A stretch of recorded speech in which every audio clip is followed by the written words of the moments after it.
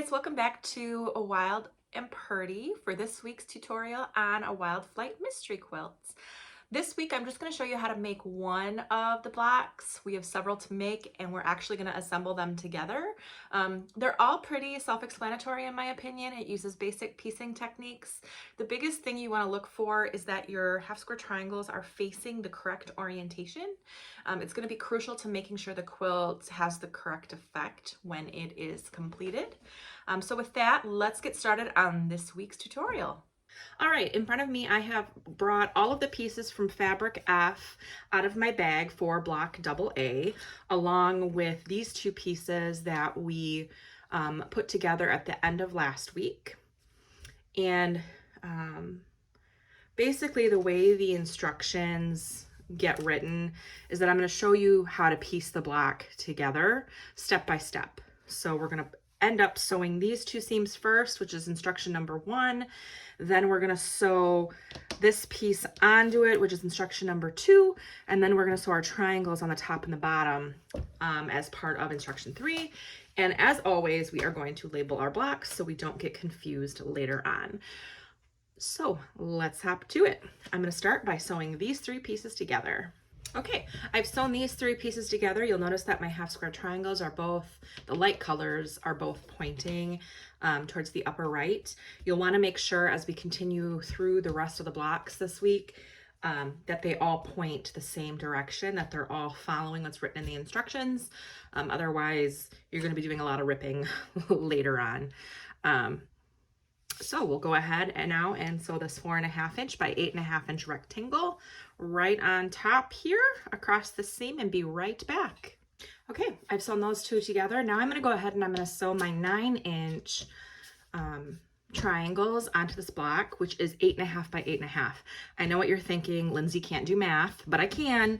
I do this so that we end up with just a wee bit of wiggle room up in here when these seams come together, so that we're not dipping into the actual 8.5 inch when we go to sew this seam to another block. So just make sure that you're lining up this corner on this block and this corner on this when you sew these 2 blocks together. Okay, and there you have it. This is block number AA. You'll notice that the edge of my block actually ends here, so we have more than enough room to sew the next square on without cutting into this seam.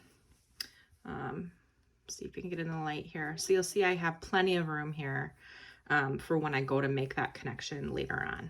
I'll show you that part when we get that far.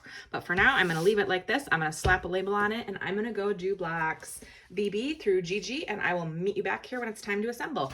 Okay, I have sewn all of the blocks AA through GG, so all 7 blocks, and I am ready to begin assembling these 7 blocks into what I'm calling low altitude. You will see on page 20 of the pattern instructions, I've shown how this goes together, and I have written instructions here so that you can follow along and get these sewn in the correct order. Essentially, in front of me, I have block AA, BB, and CC. And I'm going to sew AA to BB, and then I'm going to sew section CC onto section BB. So I'm going to sew here, and I'm going to sew here. And what that's going to do is it's going to create this top row for me. Okay, I have sewn AA and BB together, so now I am going to join this edge of BB to this edge of CC. These panels should be making a parallelogram when they're all sewn together. For the A, B, and C row, I'm going to go ahead and join that, and then we will have our first row of low altitude put together.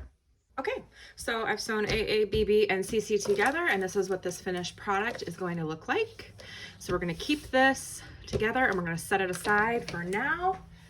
And we are going to take block DD and block EE, and so these 2 together along this seam, again keeping with the theme of our parallelogram that kind of slants towards the right. I'm going to sew this, and then I am going to sew that top seam basically to the bottom of what we just pieced. So AA, BB, CC, DD, EE.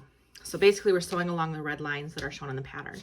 I'm going to sew these two together, then I'm going to sew this to the top row, and then I will show you what the final row looks like.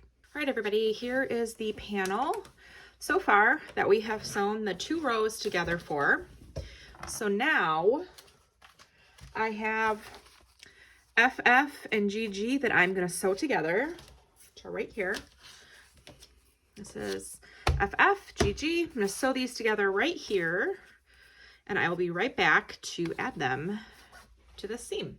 Now that I have those sewn together, I'm going to go ahead and take FF and GG and sew it to the bottom of our panel like so, and then this will conclude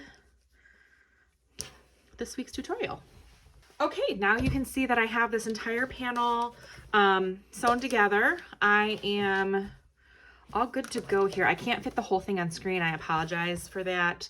But you will notice here that all of our accent pieces that are throughout this panel, they're all, you know, reminiscent of flying geese, even though they're half square triangles, but they're all pointing the same direction. They're all pointing to the upper right.